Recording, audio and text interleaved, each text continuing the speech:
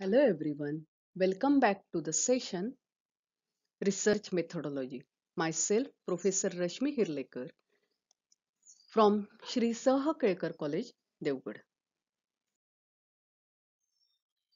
Learning objective of today's lecture.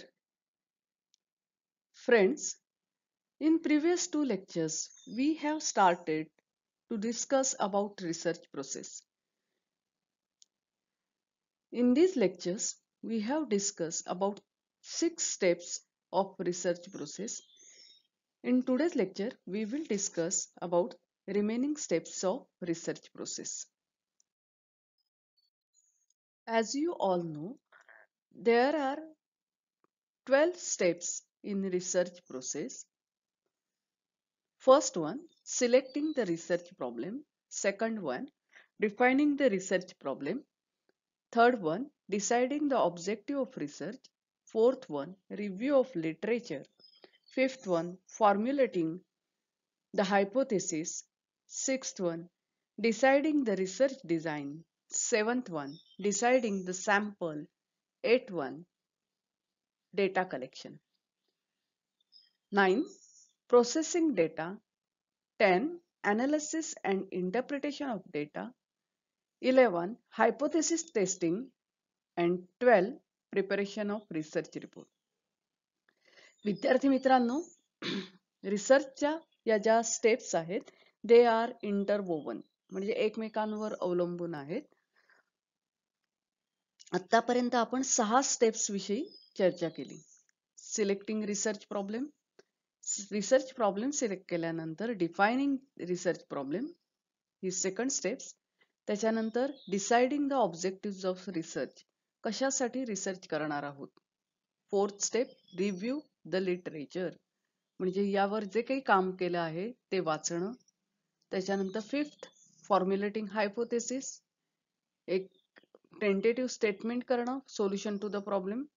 त्याच्यानंतर sixth one is deciding the research problem. Students, in previous lecture we have discussed about first 6 steps in research process. Today we are going to discuss about 7th step, that is deciding the sample. अर्थात हे discuss करण्याच्या अगोदर पहिल्या 6 steps काय होत्या त्या पुन्हा एकदा रिकॉल करणार. Deciding research problem. Second one, defining research problem. Third one, deciding objective of research. Fourth one, literature review. Fifth one, developing hypothesis. Hypothesis म्हणजे काय, आपण जी समस्या शोधली आहे, डिफाईन केली आहे, त्याचं एक टेंटेटिव्ह उत्तर हे असेल असं गृहीत धरणं. आणि sixth one, deciding research design, आपल्याला रिसर्च कसं डिझाईन करायचंय त्याचं प्लॅनिंग करणं. इथपर्यंत आपण बघितलं. 7वी स्टेप जी आहे, डिसाइडिंग द सॅम्पल डिझाईन. आता हे सॅम्पल डिझाईन कसं केलं जातं. Data act as a foundation for research work.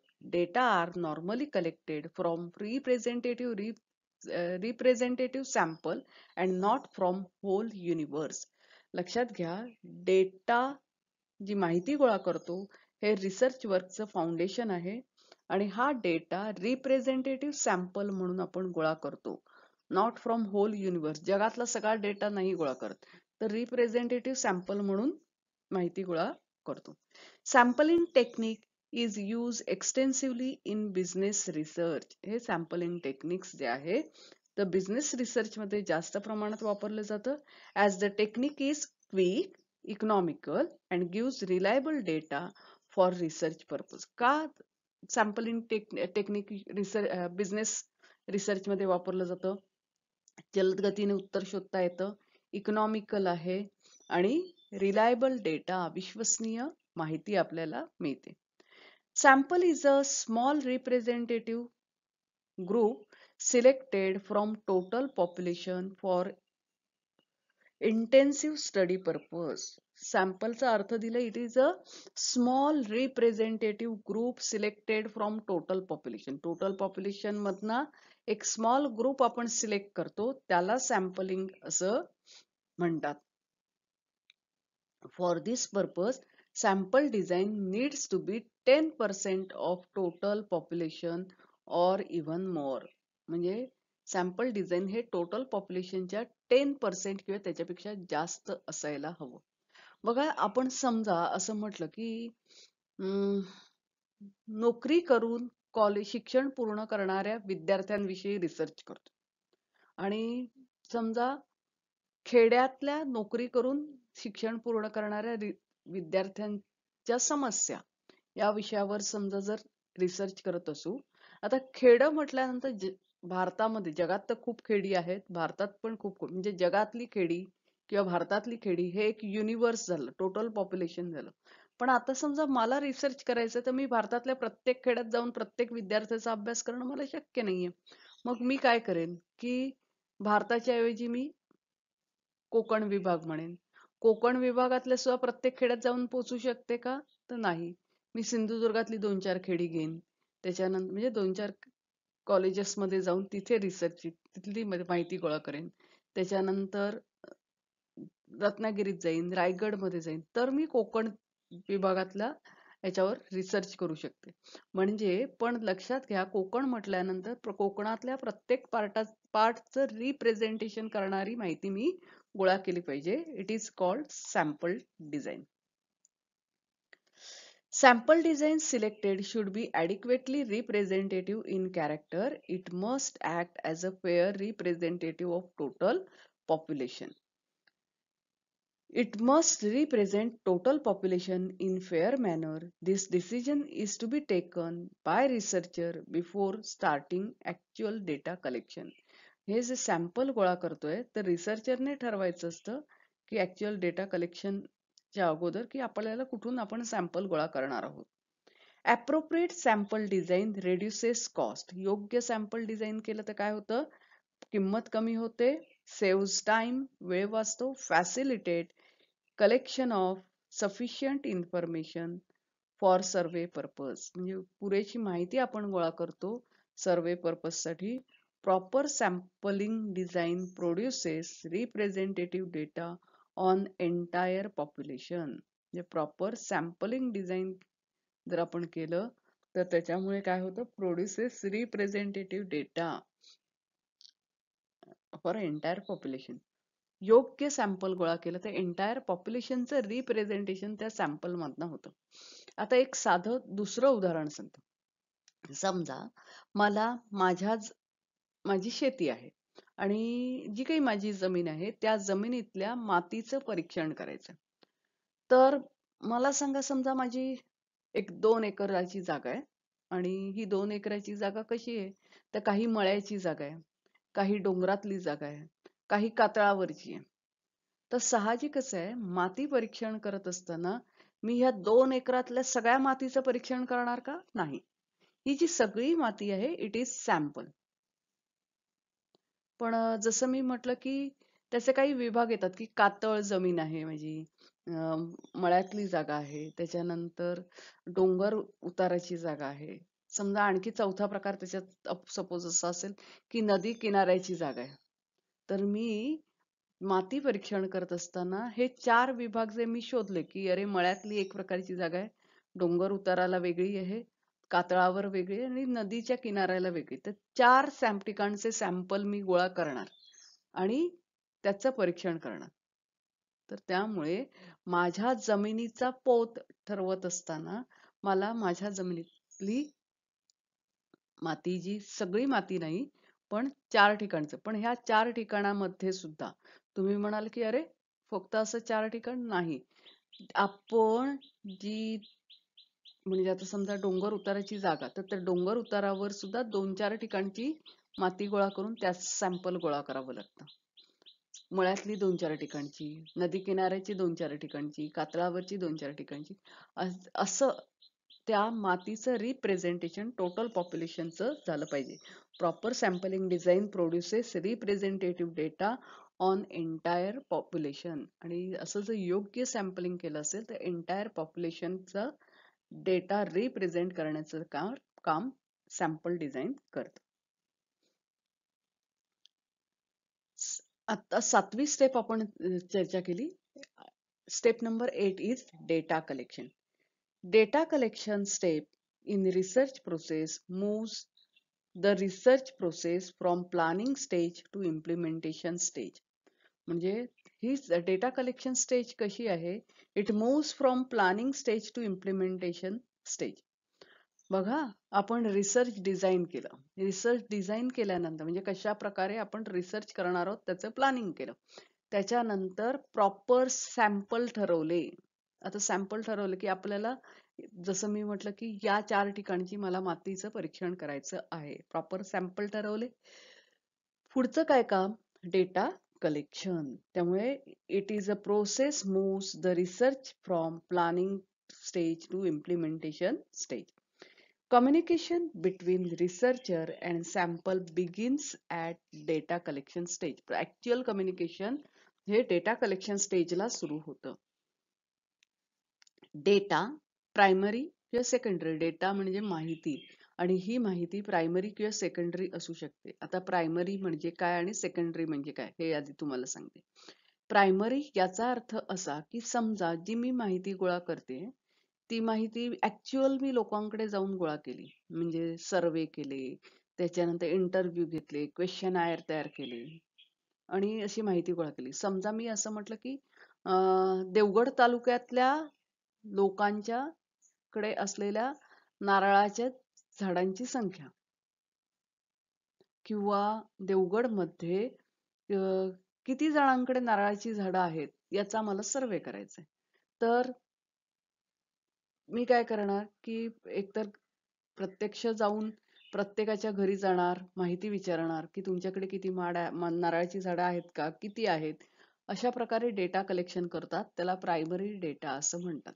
पण एक जस्ट इमॅजिन की देवगड मधल्या सगळ्या गावांमध्ये जाऊन ही माहिती, आणि गावांमध्ये गेल्यानंतर प्रत्येक घरात जाऊन माहिती गोळा करणं कठीण आहे. तर मला काय करावं लागेल की सॅम्पल, म्हणजे जसं मी म्हटलं की अरे सिंधुदुर्ग जिल्ह्यात समजा मला असं वाटत असेल की देवगडमध्ये नारळाची झाडं भरपूर आहेत, तर मला सॅम्पल डिझाईन करावं लागेल. काही गावं, त्या गावांमधली काही घरं अशी प्रत्यक्ष जाऊन माहिती गोळा करते, त्याला प्रायमरी डेटा असं म्हणतात. आता सेकंड, प्रायमरी डेटा गोळा करणं हे कठीण आहे. कठीण आहे म्हणजे काय? एक्सपेन्सिव्ह आहे, ऍक्च्युअल जाऊन आपण गोळा करू शकत नाही. दुसरं, टाइम कन्झ्युमिंग आहे. पण त्याचबरोबर हा प्रायमरी डेटा जो कलेक्ट करतो हा रिलायबल असतो, विश्वसनीय असतो, योग्य असतो, कारण आपण स्वतः काम केलेलं असतं आणि ते चांगल्या प्रकारे केलेलं असतं. पण मग सेकंडरी डेटा म्हणजे काय? तर सेकंडरी डेटा याचा अर्थ असा की मी सोपा मार्ग शोधला. मी देवगड तालुक्यातल्या प्रत्येक ग्रामपंचायतीत गेले आणि तिथल्या तलाठ्याला विचारलं की बाबा तुमच्या गावात किती नारळाची झाडं आहेत मला सांग. आणि अशा प्रकारे मी माहिती कलेक्ट केली. तर याला, किंवा अगदी त्याच्याही पेक्षा प्रत्येक गावात पण नाही गेले, मी पंचायत समितीत गेले आणि सांगितलं की मला व्हिलेज प्रत्येक गाववार किती नारळाची झाडं आहेत याची माहिती द्या. या पंचायत समितीने एक 4-5 वर्षापूर्वी कधीतरी गोळा केलेली माहिती असते ती त्यांच्या रेकॉर्डला असते आणि ती माहिती ते सांगतात आणि आपण ती माहिती घेतो आणि त्याच्या आधाराने रिसर्च करतो. It is secondary data. Secondary डेटाचं विशेष काय आहे? तर इकॉनॉमिकल आहे, स्वस्त, माहिती गोळा करणं सोपं आहे, लेस टाइम कन्झ्युमिंग, वेळ खूप वाचतो, बट लेस रिलायबल ऑल्सो. थोडासा त्याच्यावर विश्वास ठेवणं म्हणजे पूर्ण विश्वसनीय नसतो. याचं एक दुसरं उत्तम उदाहरण म्हणजे आमच्याकडे कुणकेश्वरला दरवर्षी महाशिवरात्रीला विहिरीत पाणी टाकतात. सॉरी, विहिरीत पाणी नाही टाकत, विहिरीत ह्याची आपलं पाणी शुद्धीकरणाची पावडर टाकतात, म्हणजे ब्लिचिंग पावडर टाकतात. तर ब्लिचिंग पावडर का टाकतात? तर महाशिवरात्रीला रोगराई पसरू नये म्हणून पाण्यात पावडर टाकली जाते. ही जी ब्लिचिंग पावडर टाकतात, तर ही टाकत असताना त्या ब्लिचिंग पावडर किती टाकली पाहिजे पाण्यात, म्हणजे पाण्याचा साठा किती आणि किती टाकली पाहिजे याचं एक सूत्र वरून आलेलं असतं. पण ग्रामपंचायतीतले कामगार हे काम करतात का की प्रत्येकाच्या विहिरीत किती पाणी आहे? नाही. त्यांनी कधीतरी, ज्या वेळेला आपण विहीर बांधतो ना, तर विहीर बांधत असताना ती विहीर आपण सातबाराला लावून घेतो की अरे हा माझी इतक्या व्यासाची विहीर आहे किंवा चौकोनी विहीर असेल तर अमुक बाय अमुक आकाराची आणि इतकी खोल विहीर आहे आणि त्याच्यात इतकं फूट पाणी आहे. ही माहिती आपण ज्या वेळेला विहीर बांधलेली असते 50 वर्षापूर्वी त्यावेळेला ती सातबाराला दिलेली असते आणि त्या माहितीच्या आधाराने ते गृहीत धरतात की अरे हा हिर्लेकरांची विहीर, चला या विहिरीत 20,000 लिटर पाणी आहे. पण लक्षात घ्या 50 वर्षापूर्वी 20,000 लिटर जर पाणी होत असेल तर साहजिकच आहे 50 वर्षानंतर भूजल पातळी कितीतरी खाली गेलेली आहे. पण याचा विचार केला जात नाही आणि माती पावडर मात्र मोठ्या प्रमाणावर टाकली जाते. सेकंडरी डेटाचे इफेक्ट. मग काय होतं त्याचा परिणाम? पावडर टाकल्याबरोबर बेडूक मरतात, मासे मरतात, पाण्याला दुर्गंधी येते, ते पाणी पिऊन नंतर खोकला होतो. म्हणजे रिसर्च जे आहे ते रिसर्च प्रॉपर रिसर्च झालं पाहिजे. प्रायमरी डेटा हा फार विश्वसनीय असतो. तर data are to be collected as per the method selected for data collection. Data collection methods include observation method, personal interview, telephonic interview and so on. निरीक्षण, personal interview, telephonic हे सगळे primary data कलेक्शनचे माध्यम आहेत. If mail survey method is selected, questionnaire will be sent by post to the respondent. If the personal interview method is selected, interview are arranged through trained interviewers for data collection. बघा, questionnaire पाठवायचं असेल तर आपण mail करतो किंवा interview च्या माध्यमातून माहिती गोळा करायची आहे तर स्पेशल इंटरव्ह्यूअरची अरेंजमेंट करावी लागते. Data collection should be reasonably quick and data collected should be reliable, adequate and complete in all respect. ही जी माहिती गोळा करतो ही माहिती क्विक जलद गतीने आपण गोळा केली पाहिजे, रिलायबल विश्वसनीय असायला हवी आणि त्याच्यानंतर कंप्लीट असायला हवी, परिपूर्ण असायला हवी. In this sense, data collection steps is important and critical. Moreover, collection of inadequate, incomplete, unreliable data will lead to faulty analysis, conclusion and recommendation. समजा आपण जो डेटा गोळा केलेला आहे तो जर फॉल्टी असेल तर अनरिलायबल डेटा असेल तर काय होतं? It leads to faulty analysis. आपलं अनालिसिस फॉल्टी होतं, कन्क्लुजन सुद्धा फॉल्टी होतं आणि रिकमेंडेशन सुद्धा चुकीचं असतं. Questionnaire aspect relates to the selection of research instrument employed in research for collecting required information data. Questionnaire is one research instrument used extensively in survey type research. In an observation based on research, the instrument of research can be trained observer.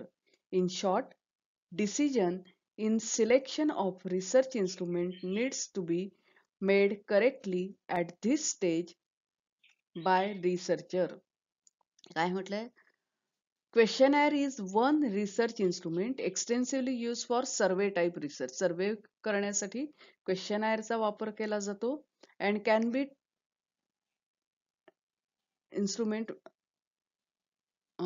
sorry. In short, decision on selection of research instrument needs to be made correctly. आता कशा प्रकारे माहिती गोळा करायची कोणत्या इन्स्ट्रुमेंटने याचा निर्णय correctly आपल्याला करावा लागतो. At this stage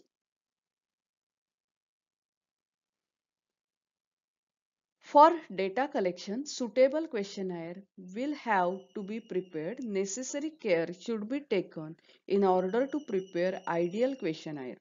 So, as to collect the required data collection quickly and correctly.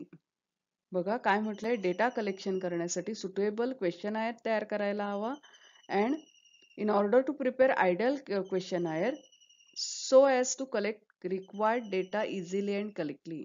माहिती आपल्याला सहजपणे आणि जलद गतीने गोळा करण्यासाठी क्वेश्चनायर योग्य असायला हवं. More ever changes in questionnaire are not possible once it is finalized and issued to the respondent. एकदा का क्वेश्चनायर तुम्ही तयार केलात की त्याच्यात तुम्ही चेंजेस करू शकत नाही. Questionnaire techniques of data collection is used in field survey.